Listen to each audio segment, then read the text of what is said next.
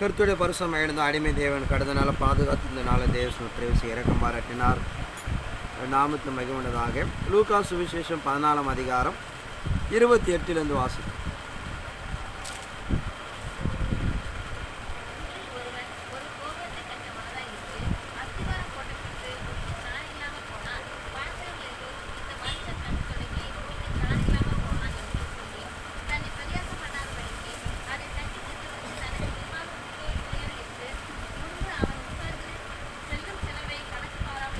உங்களில் ஒருவன் கோபுரத்தை கட்ட மனதாக இருந்து அஸ்திபாரம் போட்ட பின்பு முடிக்க திராணி இல்லாமல் போனால் பார்க்குற எல்லாரும் இந்த மனுஷன் கட்ட தொடங்கி முடிக்க திராணி இல்லாமல் போனான் என்று சொல்லி தன்னை பரியாசம் பண்ணாதபடிக்கு அதை கட்டி தீர்ப்பதற்கு தனக்கு நிர்வாகம் உண்டோ இல்லை என்று அவன் முன்பு என்ன பண்ண கணக்கு பார்க்க கடவான். அதனால் நாட்களில் கிறிஸ்தவ மார்க்கங்கள் பல பிரிந்து கடந்தாலும் டிஎல்சியாக இருக்கட்டும், ஆர்சியாக இருக்கட்டும், ரோமன்கள் எந்த ஒரு சபையாக இருந்தாலும் நான் வைத்திருக்கிற வேதம் ஒன்று, நாம் தொழுது கொள்கிற முறைகள் தான் பல மாதிரி. ஆனால் எல்லாரோட நோக்கம் ஒன்றாக இருக்குது. என்னன்னா இயேசு கிறிஸ்து வருகிறார், அதை நாம் சந்திக்க ஆயத்தப்பட வேண்டிய என்று சொல்லி இப்படிப்பட்ட நிலைகளை எதிர்பார்த்து கொண்டு இருக்கிற கிறிஸ்துவ மண்டலம், சபைகள், ஸ்தாபனங்கள் தேவன் சொல்லுகிற பிரகாரம் அந்த நாளை சந்திப்பதற்கு ஆயத்தமா என்று அவன் கணக்கு பார்க்க கடவான். யோபு 24ஆம் அதிகாரம் 1ஆம் வசனத்தை வாசிக்கும்.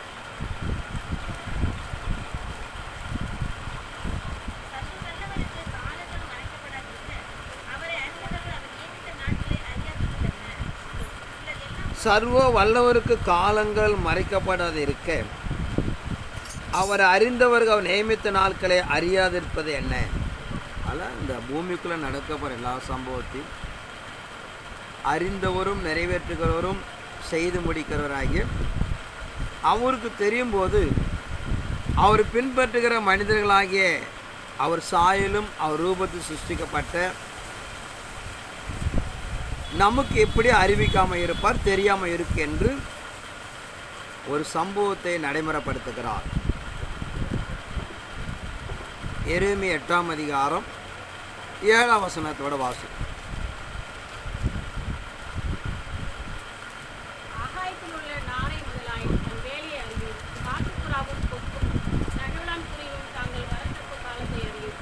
ஆகாயத்துள்ள நாரை முதலாய் தன் வேலையை அறியும், காட்டுப்புறாவும் கொக்கு தகவலான் குறையும்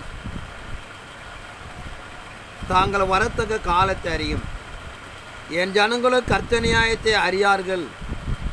ஆனால் இறைமார்க்கு நடைமுறைப்படுத்துகிற நமக்கு உறுதுணையாக பாதுகாப்பாக கொடுக்கப்பட்ட பறவைகள், மிருகங்கள், ஊர் பிராணிகள்லாம் அவர் வரத்தக்க காலத்தை அறிகிறது.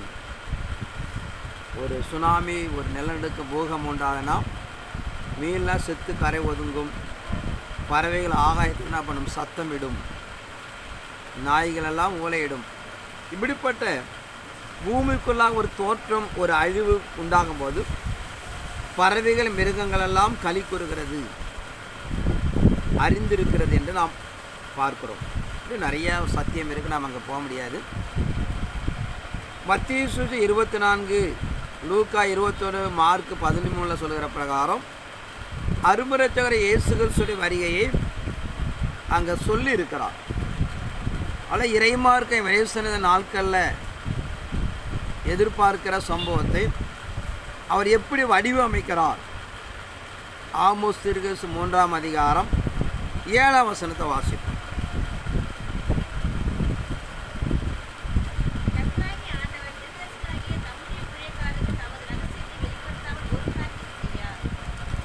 கர்த்தராகிய ஆண்டவர் தம்முடைய தீர்க்கதரிசிக்கு அறிவிக்காமல் ஒரு காரியம் செய்யார் என்று சொல்லுகிறது. ஆனால் இறைமார்க்கும் பூமியில் நடக்க போகிற எந்த ஒரு சம்பவத்தையும் அவருடைய தீர்க்கதரிசிகளுக்கு அறிவிக்காமல் ஒரு காரியம் செய்யார். மத்தேயு 10ஆம் அதிகாரம் 26ஆம் வசனத்தோட வாசிக்கும்.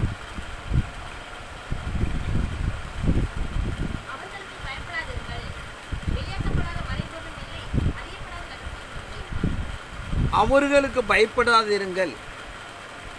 வெளியாக்கப்படாத மறைப்பொருளும் இல்லை, அறியப்படாத ரகசியம் இல்லை என்று பார்க்கிறோம். ஆனால் இறை சமூகம் ஆதியாகமம் 18:18 பார்க்கிறோம். நான் செய்ய போகிறது ஆபிரகாமுக்கு மறைப்போனோ என்று கேட்கிறார். அதனால் பூமிக்குள்ளாக நடைமுறைப்படுத்துகிற விஷயத்தை தேவன் தன்னுடைய பிள்ளைகளுக்கு திருச்சபைக்கு சொல்லாமல் அறிவிக்காமல் எதுவும் நிறைவேற்ற மாட்டான். ஆனால் இந்த நாட்களில் கிபி 500 நேற்றைய வரைக்கும் கிறிஸ்து வரைக்கும் சொல்லிக்கிட்டே இருக்கிறாங்க. 2023 அமெரிக்காவில் காணப்பட்ட ஒரு இன்ஜினியர், நம்ம தஞ்சாவூரில் பிறந்தவர் தான். அவர் கண்டிப்பாக இயேசு வந்துடுவார் என்று சொன்னார். நேற்று மறுநாள் கிறிஸ்துவ நாடுகளாகிய அனைத்து நாடுகளும் பயங்கர பிஸியாக இருந்தாங்க, இயேசு வந்துடுவார் போயிடலான்னு சொல்லிட்டு. இப்படிப்பட்ட அவலட்சணமான நிலைகளை காணப்பட காரணம், வேதத்தை நாம் கணக்கிடப்பட வேண்டும், வேதத்தை நினைவு கூறப்பட வேண்டும் என்பது நாம் இறைமார்க்கம் சொல்லப்படுகிறது. ஓசியா 6ஆம் அதிகாரம் 1-3 வரைக்கும் வாசிக்கும்.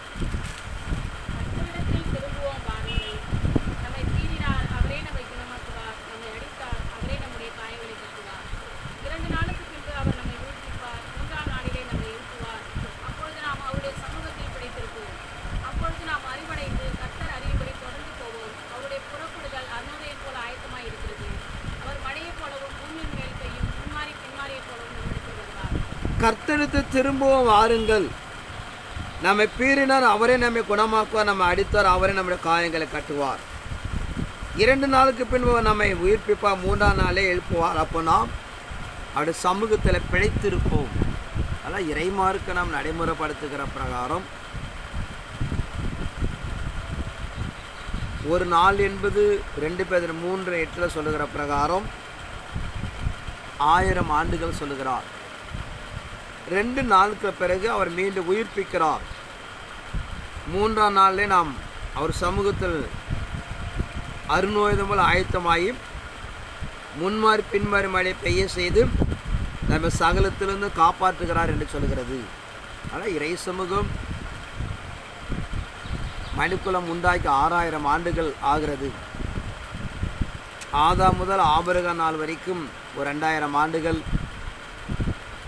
ஆபிரகாம் மலிகா தீர்க்கதரிசி வரைக்கும் ஒரு 2000 ஆண்டுகள், கிறிஸ்து பிறப்பிலிருந்து ஒரு 2000 ஆண்டுகள். இப்படிப்பட்ட நிலைகளை மையப்படுத்தி இறைமார்க்க நடைமுறைப்படுத்துகிற பிரகாரம்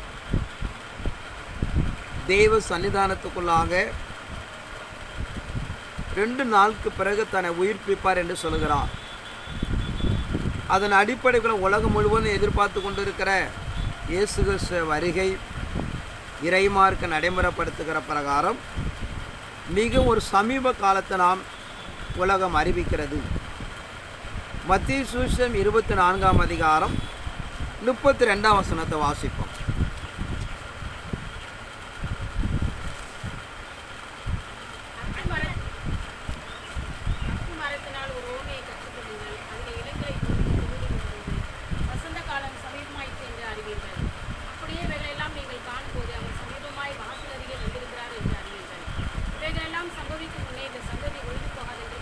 அத்திமரத்தினால் ஒரு ஓமையை கற்றுக்கொள்ளுங்கள், அதில் இளங்கலை தோன்றி துளிர்விடும் போது வசந்த கால சுவாமிமார் இருக்கின்ற அறிவீர்கள்.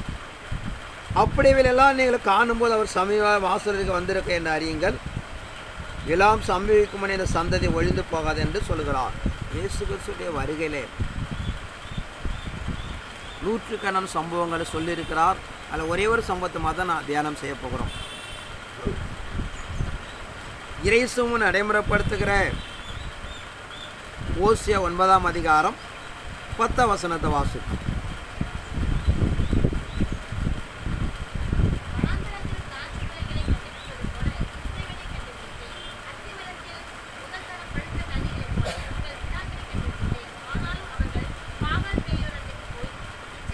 அத்திமரத்தை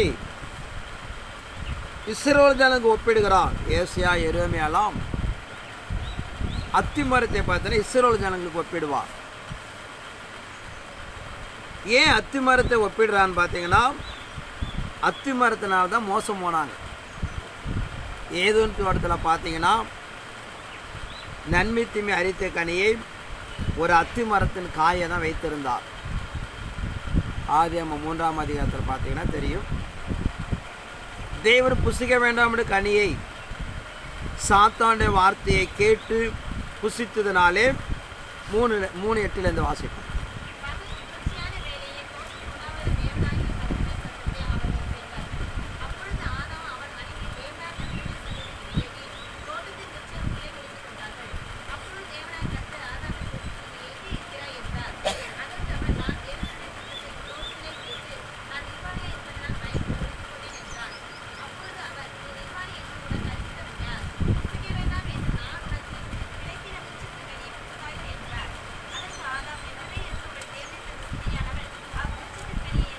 இங்கே இறை சன்னிதானத்தில் பார்க்கிற பிரகாரம் 7ஆம் வசனத்தையும் வாசிப்போம்.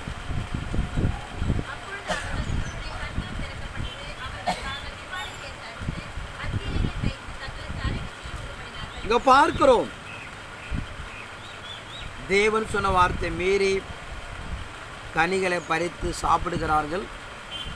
தன்னுடைய மனக்கண்கள் திறக்கப்படுகிறது. தான் நிர்வாணியாக இருப்பதாக அவர்கள் காணப்படுகிறார்கள். பகலில் குளிர்ச்சியான வேலை தேவன் வந்து கூப்பிடுறார். கனியை சாப்பிட்ட பிறகு தன் மனக்கண்கள் திறந்த பிறகு பயந்து நிற்கிறாங்க. தேவன் கூப்பிடுகிறார். ஐயோ, கடவுள் வந்துட்டாருன்னு சொல்லி என்ன பண்ணுறாங்க, அந்த லின்னரத்தில் இருக்கிற அந்த அத்தி மரத்தில் இலைகளை பறித்து தான் அவர்கள் தன் சரீரத்தை மறைத்து கொள்ளுகிறார்கள்.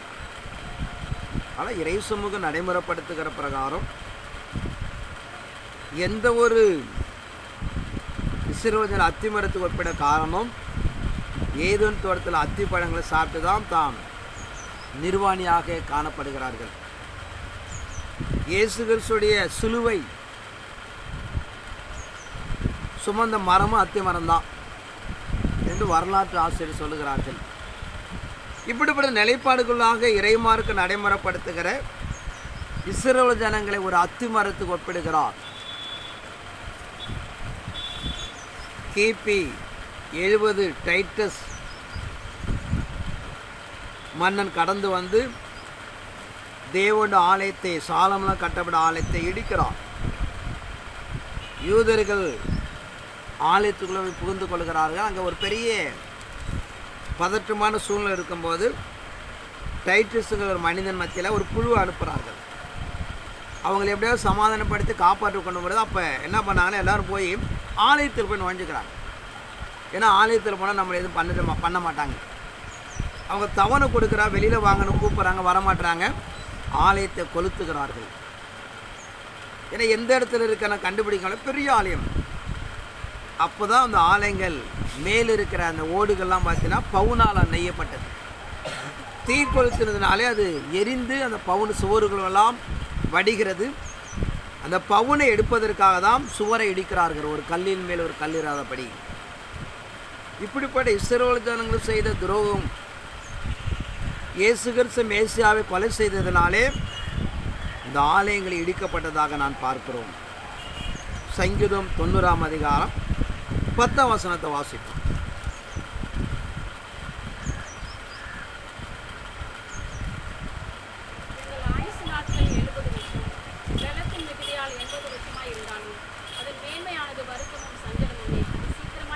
எங்கள் ஆயுசு நாள்கள் 70 வருஷமும் பலத்தினுமிதான் 80 வருஷம் என்று சொல்கிறார்.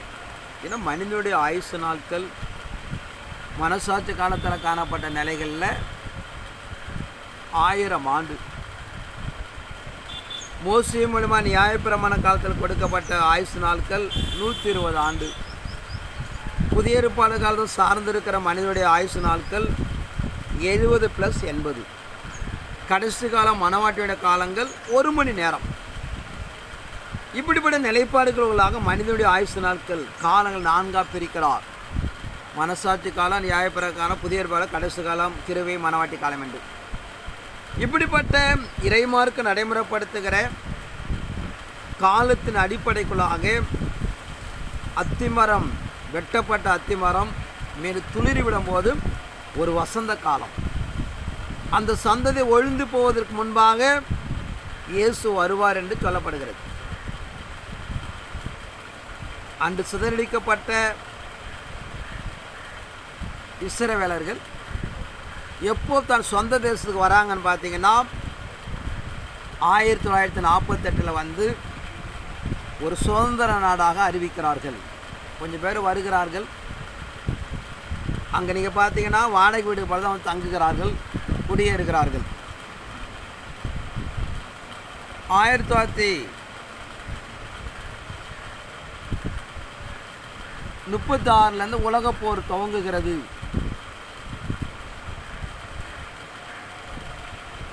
ஸோ 39 அப்படி துவங்கப்படும் போது அந்த உலகப் போரில் கிட்டத்தட்ட 6 ஆண்டுகள் மேலே நடைமுறைப்படுத்தப்படுகிறது. கடுமையாக போர் நடக்கிறது. இப்போ பிரிட்டிஷ் கவர்மெண்ட்டில் பார்த்தீங்கன்னா அவங்க யூதர்கள் சொல்கிறார்கள், இந்த போரில் வெற்றி பெறுவதற்கு நாங்கள் ஆயுதங்களை தருகிறோம், எங்களுக்கு சுதந்திரம் தருகிறான்னு கேட்குறார்கள். ஏன்னா அந்த காலகட்டத்துக்குள்ளாக உலக காலனி ஆதிக்கமாக பிரிட்டிஷ்கார் 300 ஆண்டுகள் ஆட்சி பெறுகிறார்கள். உலகப் போர் நடைமுறைப்படுத்தப்படுகிறது. பீரங்கிகளை கண்டுபிடித்துலாம் கொடுக்கிறார்கள். அதுதான் உலக போல ஜெயம் நடக்கிறது. அப்படி அவர்கள் ஜெயித்த பிறகு போய் கேட்குறாங்க, எங்களுக்கு சுதந்திரம் கொடுங்கள் அப்படின்னு சொல்லிட்டு 1948 ஆண்டு இறுதியில் 29ஆம் தேதி சுதந்திரம் கொடுக்குறாங்க. ஆனால் அவர்களை எப்போ அறிவிக்கிறாங்கன்னு பார்த்தீங்கன்னா 1948 மே 14ஆம் தேதி நாங்கள் சுதந்திரம் பெற்றதாக சொல்கிறார்கள். இந்த மே 14 நிறைய சம்பவம் உண்டு. இஸ்ரேல் ஜனங்கள் அடிமைத்தனத்திலிருந்து காணப்படும் போது ஆபிப்பு மாதமாகிய முதல் மாதம் 14ஆம் தேதியிலிருந்து விடுதலை ஆகிறார்கள். இயேசு கிறிஸ்து மரணம் அடைந்தது கிபி 30 மே 14 மரணம் அடைகிறார். இப்படிவிட மனிதனுக்கு ஒரு சுதந்திரம் கிடைத்தது என்பதனாலே அவர்கள் 1948 மே 14 சுதந்திரம் அடைந்ததாக அவர்கள் அறிவிக்கிறார்கள். மனிதனுடைய ஆயுசு நாட்கள் 80 என்பதனாலே 1948 80 கூட்டுங்க, எவ்வளோ வருது? 2028 வரும். இப்போ இறைமார்க்கம் கிறிஸ்து மண்டலம் எதிர்பார்க்கிற வண்ணமாக 2028 இயேசு வருவார் என்று எதிர்பார்க்கிறார்கள். ஒரு கணிப்பு. இப்படி ஒரு 10 சம்பவம் இருக்கிறது. சாலமோன் தன் தேவாலயத்தை கட்டினது கிமு 971. அதை இடைப்பாடு ஒரு ஆண்டை கூட்டினீங்கன்னா 972. அதுலேருந்து நீங்கள் பார்த்தீங்கன்னா அங்கே ஒரு 1000 ஆண்டு அவர் ஆட்சி பெறும்போது 1010 ஆட்சி பெறுகிறார். 40 ஆண்டுகள் ஆட்சி நடத்துகிறார். அதுலேருந்து இப்போ ஒரு 2000 மொத்தம் 3000 பார்த்தீங்கன்னா 972 கழிச்சிங்கன்னா 2028 வரும். இப்படிப்பட்ட பல நிலைகளுக்குள்ளாக கிறிஸ்துவ வருகை நீங்கள் பார்த்தீங்கன்னா வேதத்தின் அடிப்படைக்குள்ளாக 2028 இருக்கும் என்றும் எதிர்பார்க்கப்படுகிறது. என்ன ஒரு பெரிய குழப்பங்கள் நடந்து கொண்டிருக்குன்னு பார்த்தீங்கன்னா, அதோடு நாம் இறை சன்னிதானத்துக்குள்ளாக இன்னும் ஒரு நிமிடம் பார்க்கலாம். தேவனுடைய ஆலயங்கள் இடிக்கப்பட்ட பிறகு கிபி 688 தான் அல் அக்ஸா என்கிற ஒரு மசூதி கட்டுகிறார்கள். இன்றைக்கி பார்த்தீங்கன்னா அந்த மசூதி தான் இருக்குது. அது எத்தனை ஆண்டுகள் கட்டுக்கிறான்னு பார்த்தீங்கன்னா 4 ஆண்டுகள் கட்டுறாங்க. ஆனால் சொல்லப்படுகிற 692 தானியேல் தீர்க்கதரிசி 12ஆம் அதிகாரம் சொல்லுகிற பிரகாரம் 1335 நாள் காத்து சேர்கிறவன் பாக்கியவான். இந்த 692 1335 கூட்டினால் 2027 வரும். நாம் ஏற்கனவே பார்த்த பிரகாரம் ஒரு ஆண்டுகளை கூட்ட வேண்டும், 2028 வரும்.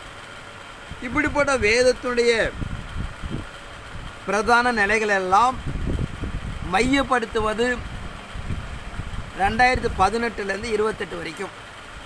ஏன்னா 18 முடிஞ்சிருச்சு. அடுத்து பலத்தின் மீது எதிர்பார்க்கப்படுகிற காலம் 2000 படியாக 28. இதில் என்ன ஒரு பெரிய நேற்று அவர் எதிர்பார்த்த எதிர்பார்ப்புகள் என்னன்னு பார்த்தீங்கன்னா,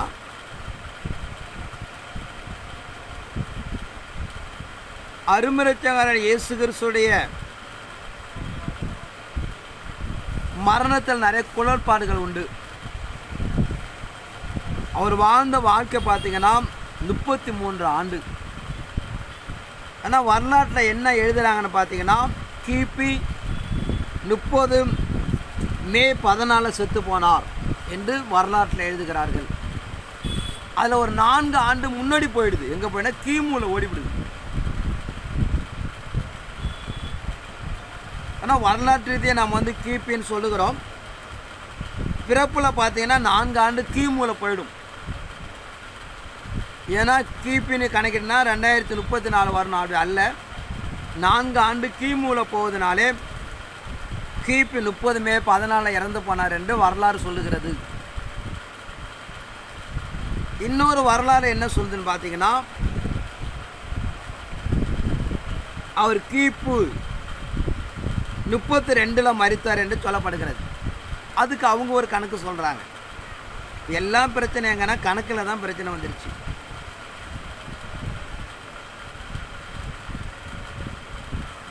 இவர்கள் நடைமுறைப்படுத்துகிற கணக்கு நீங்கள் பார்த்தீங்கன்னா, அருமரட்சகராகிய தேவனுடைய ஆலயத்தை என்ன நடைமுறைப்படுத்துன்னு பார்த்தீங்கன்னா, சாலோமோனால் கட்டப்பட்ட ஆலயத்தை எரேமியா 2 சொல்லுகிற பிரகாரம் அந்த ஆலயத்தை நேபுகாத்நேச்சரால் இடிக்கப்படுகிறது. அதை அவர்கள் பழுது பார்க்கிறார்கள்.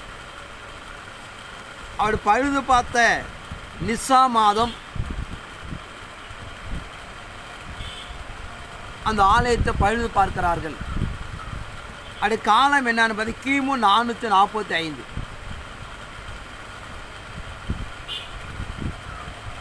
அந்த நிலைகளிலிருந்து நீங்கள் கணிக்கிட்டீங்கன்னா கிட்டத்தட்ட எத்தனை ஆண்டுகள் வருதுன்னு பார்த்தீங்கன்னா, ஒரு காலண்டரில் ஒரு பிரச்சனை வேறு இருக்குது. உலகத்தில் 2 காலண்டர் இருக்குது. ஒரு காலண்டர் பார்த்தீங்கன்னா சந்திரனை மையமாக வைத்து கண்டுபிடிக்கிற ஒரு கணிப்பு, அதான் யூதர்கள் காலண்டர். அவங்க ஒரு மாதத்துக்கு என்ன பண்ணுவாங்கன்னா 30 நாட்கள் என்று சொல்வார்கள். காலண்டரில் நிறைய பிரச்சனை இருக்குது, அது ஒரு நாள் வேணால் பார்ப்போம். ஒவ்வொரு ஆண்டுகளுக்கு ஒரு நாள் ஒரு கூடும். ஆங்கிலேயர் காலண்டர் பார்த்தீங்கன்னா சூரியனை வைத்து கணக்கெடுக்கிறாங்க. அவங்க கணக்கெடுக்கிற நாட்கள் ஒரு ஆண்டுக்கு 365. யூதருடைய காலண்டுக்கும் நம்ம நடைமுறைப்படுத்துகிற காலண்டுக்கும் 5 நாள் வித்தியாசம் உண்டு ஆண்டுக்கு. இப்படிப்பட்ட இடைப்பட்ட நிலைகளில் தானியேல் தீர்க்கதரிசி 9 அதிகாரம் சொல்லுகிற பிரகாரம் ஒரு 70 வாரம் என்று சொல்லுகிறார். 62:7:1 69 வாரம் நீங்கள் பார்த்தீங்கன்னா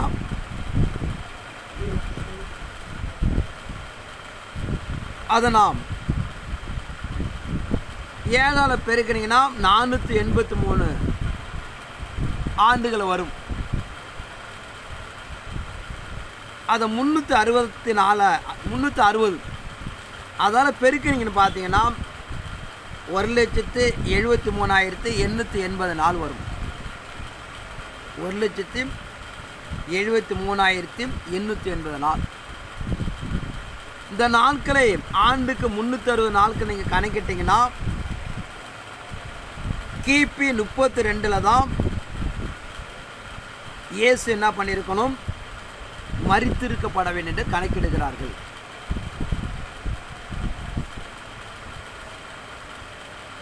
அப்போ கிபி 32 அவர் மரித்தார் என்று சொன்னால் அடுத்து எப்போ வர போகிறாரு, 1000 வருஷம் ஆச்சு வர போகிறார்.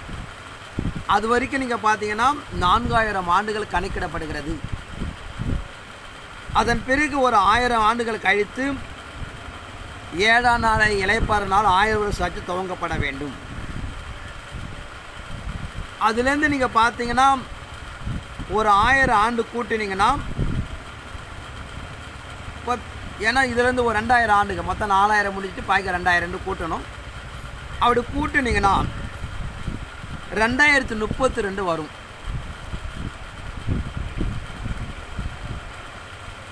இந்த 2032 தான் இயேசு கிறிஸ்து என்ன பண்ணோம், ஆட்சி பண்ண வர வேண்டும்.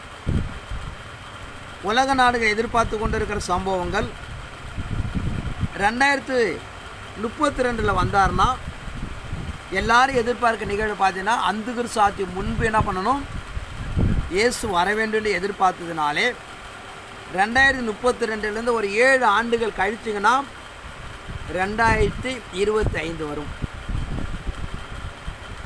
ஒரு சம்பவங்கள் வேதாகம் நமக்கு கணக்கெடுக்கிற பிரகாரம், எபிரேயர்ல சொல்லுகிற பிரகாரம் தேவனால் தேவசம் படைக்கப்படுற பண்டிகைக்கும் கிறிஸ்துவ வாழ்க்கைக்கும் சம்பந்தம் உண்டு என்று சொல்லுகிறது. ஏன்னா பண்டிகை பார்த்தீங்கன்னா 7 பண்டிகை, நிறைய பண்டிகை உண்டு. அதில் மையமாக 7 பண்டிகைகளை எடுத்துக்கொள்கிறார்கள். 4 பண்டிகை முடிஞ்சிருச்சு, இப்போ 5வது பண்டிகை. ஒவ்வொரு பண்டிகை நீங்கள் பார்த்தீங்கன்னா நாம் லேவியாரம் சொல்லுகிற பிரகாரம் இஸ்ரவேல் அடிமைத்தனது விடுதலையாக்கப்பட்ட பஸ்கா பண்டிகை,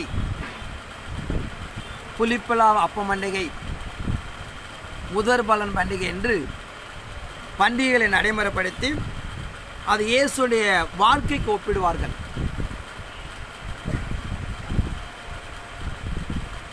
அவருடைய மரணம் ஒரு பண்டிகை, அவர் பிறப்பு ஒரு பண்டிகை, அவர் உயிர்த்தெழுதல் ஒரு பண்டிகைன்னு பண்டிகை நடைமுறைப்படுத்துவார்கள். இப்படி நடைமுறைப்படுத்துகிற பண்டிகையை பார்த்தீங்கன்னா முதல் ஒரு 4 பண்டிகை, பின்பு ஒரு 3 பண்டிகையை நடைமுறைப்படுத்தி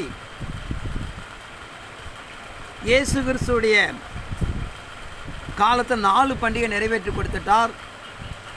5வது பண்டிகை என்னன்னு பார்த்தீங்கன்னா இயேசுடைய வருகை, அது ரகசிய வருகைன்னு சொல்லுவாங்களே அப்படி. இப்படிப்பட்ட பண்டிகையை இந்த 5ஆம் பண்டிகை என்னன்னு பார்த்தீங்கன்னா எக்கால பண்டிகை. வேதத்தில் பார்த்தீங்கன்னா எக்காலம் என்பது பல இடத்துல சொல்லுகிறார். யோவேல் 2ஆம் அதிகாரம் 1 வாசிப்போம்.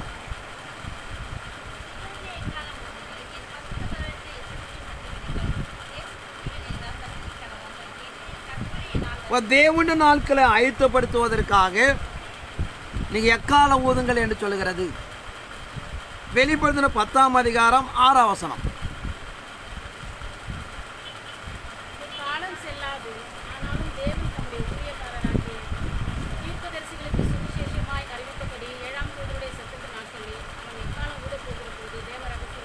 இந்த கடைசி காலத்தில் காணப்படுற 7ஆம் தூதன் அவன் எக்காலம் ஊதுகிறப்போ தேவனுடைய ரகசியம் வெளிப்படும்.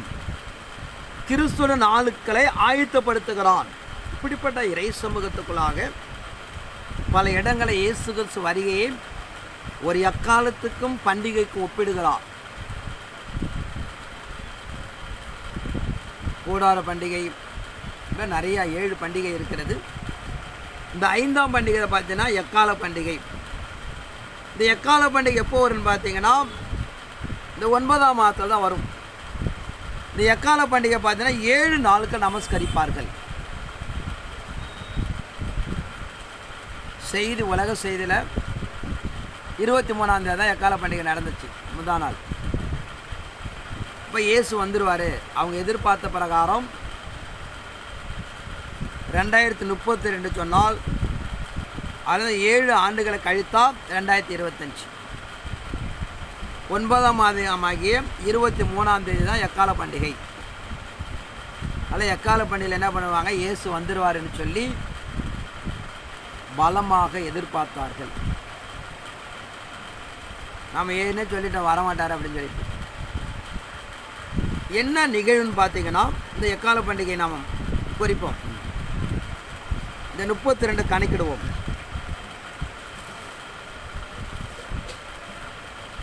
கிபி 32லேருந்து அதுலேருந்து ஒரு 2000 ஆண்டை கூட்டுங்க. 2032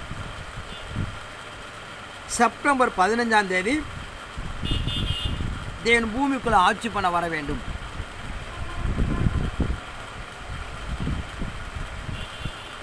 அதோடு மாத்திரம் இல்லாமல் இன்னும் ஒரு ரகசியம், அற்புதமான ஒரு ரகசியம்.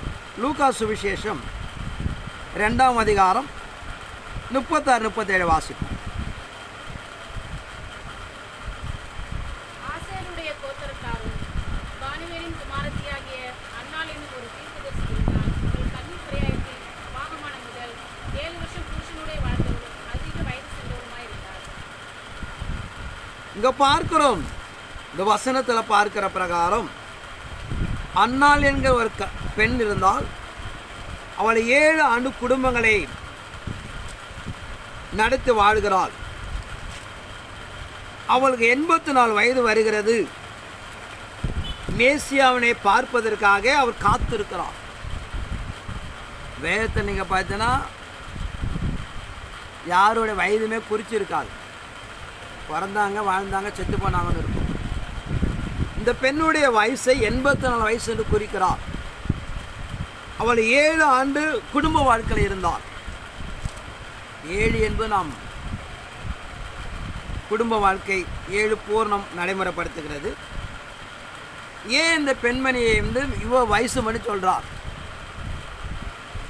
1948ஓட ஒரு 84 கூட்டினீங்கன்னா 2032 வரும். இவள் ஆயுசு நாட்களில் பார்த்தீங்கன்னா இயேசுவை பார்க்கப்பட வேண்டும். மீண்டும் அந்த இயேசுவை வர வேண்டும் என்று சொன்னால் இவருடைய ஆயுசு நாட்களை கூட்டி 2032 கணக்கிடுகிறார்கள். இப்படி பல ஆதாரங்கள் இயேசு கிறிஸ்துடைய வருகையை திட்டமிட்டு தான் அவர்கள்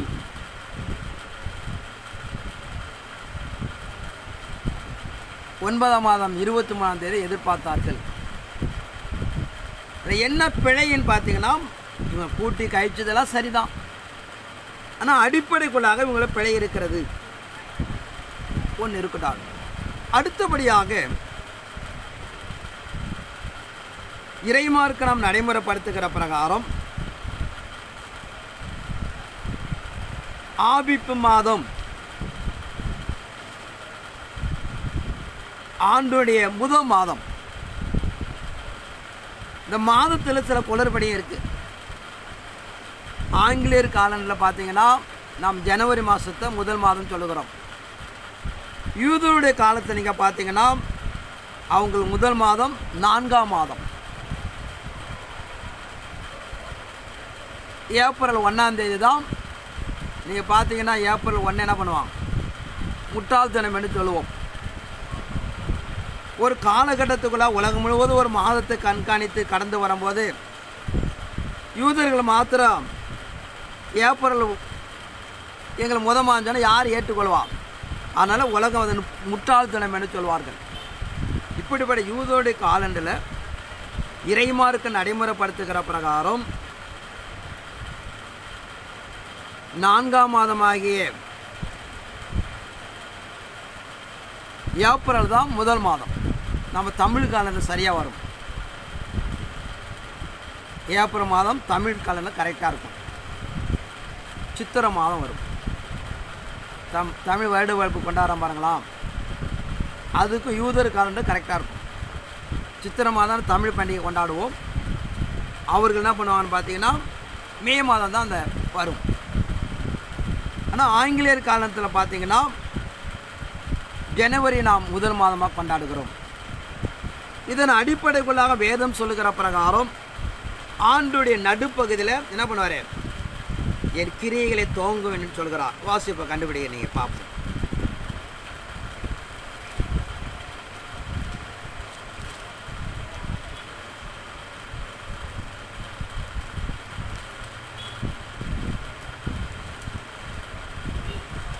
அல்ல இறைமாருக்கு நாம் நடைமுறைப்படுத்துகிற பிரகாரம் கர்த்தாவே, நீர் வெளிப்படுத்தினதை நான் கேட்டேன். எனக்கு பயம் உண்டாயிற்று. கர்த்தாவே, வருஷங்களின் நடுவிலே உம்முடைய கிரியை விளக்கினீர். ஆபுக்குக்கு 3ஆம் அதிகாரம்.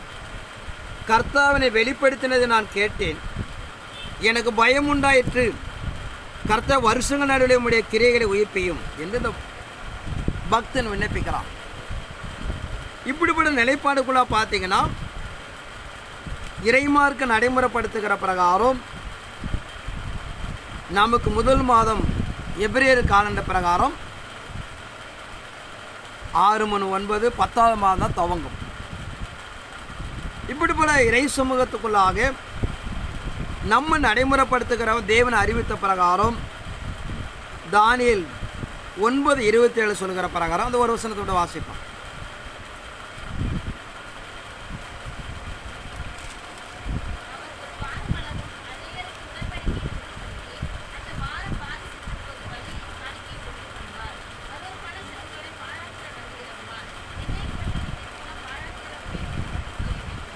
நம்ம இறைமார்க்கம் அவர் ஒரு வாரம் அநேகருக்கு உடன்படிக்கை உறுதிப்படுத்தி அந்த வாரம் பாதி சென்ற போது வழியை காணிக்கும் வழியை பண்ணுவார். நம்ம எதிர்பார்க்கிற விஷயங்கள் வேதத்தின் அடிப்படைக்குள்ளாக அந்த வருஷ ஆட்சி காலம் 7 ஆண்டு காலம் காணப்பட்டாலும் முதல் 3 ஆண்டு காலம் தான் மனவாட்டி கட்டப்படுகிறார். ஆனால் நம்ம கணிக்கிற பிரகாரம் 2025 இதிலேருந்து ஒரு 3 ஆண்டுகள் கடந்து போனீங்கன்னா 2028 தான் இயேசு வரணும் என்று நாம் கணிக்கிறோம். இவர்கள் அந்த சாட்சி முன்பு இயேசு வருவான் எதிர்பார்த்ததுனாலே ஒரு பெரிய ஏமாற்றத்தை அடைந்தார்கள். அதனால் தவறுதலாக வேதத்தை தப்பாக கணித்து இறைமாருக்கு நாம் நடைமுறைப்படுத்துகிற பிரகாரம் தேவநாமங்கள் தூஷிக்கப்படுகிறது. கிறிஸ்து வருகை என்பது ஒரு பலமுள்ள நிலை.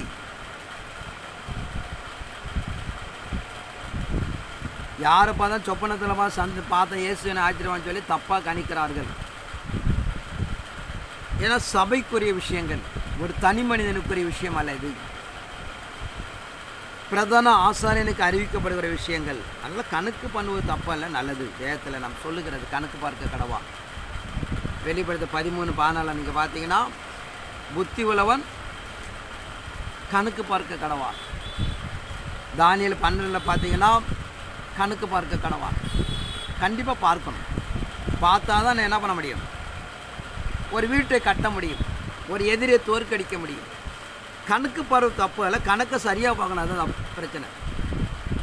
ஏன்னா அந்த கிறிஸ்து ஆட்சி காலம் என்பது தானியேல் 12:7 சொல்லுகிற பிரகாரம், வெளிப்படுத்த 12:6-14 சொல்லுகிற பிரகாரம், வெளிப்படுத்தின 11:3 சொல்லுகிற பிரகாரம் ஒரு முதல் 3 ஆண்டுக்கு ஒரு பலமுள்ள உபத்திர காலம். பின் இருக்கிற 3 ஆண்டு காலம் மனமான இயேசு கிறிஸ்துவோட என்ன பண்ண போகிறோம்? திருமணம் நிகழ்ச்சிக்கு நாம் கடந்து பார்க்க போகிறோம். தான் வேதம் சொல்லுகிற விஷயம். கிறிஸ்துவனை தவறுதலாக பிரசங்கித்து கொண்டிருப்பதனாலே அவர் போடுகிற கணக்கும் தவறுதலாக போய் கொண்டிருக்கிறது. இதனால் என்ன நடைமுறைப்படுத்த போகுதுன்னு பார்த்தீங்கன்னா, இயேசு நேரடியாக சொன்னாலும் யாரும் ஏற்றுக்க போகிறது கிடையாது. நான் வரப்போகிறேன்னு சொன்னாலும் என்ன பண்ண மாட்டாங்க? ஏற்றுக்கொள்ள மாட்டார்கள்.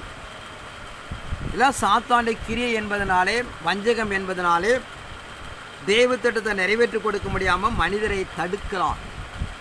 நேற்று இன்று நடக்கிற சூழ்ச்சி அல்ல, கிபி 500 நடந்து கொண்டு இருக்கிறது. இறுதி கட்டங்கள் நெருங்க நெருங்க வருஷத்தை சொல்லிகிட்டு இருக்கான். ஒருத்தனும் கேட்டால் அவன் ஒரு கணக்கை போடுறான். இப்படி இந்த ஜனங்கள் இந்த வார்த்தையை கேட்டு இந்த புலி வருது கதையாக கடைசியில் எல்லாம் மாட்டிக்க போகிறான். ஒரு நாள் நிஜமாக புலி வரப்போகுது, எல்லாம் பூமியில் போய் சிக்கிக்க போகிறான்.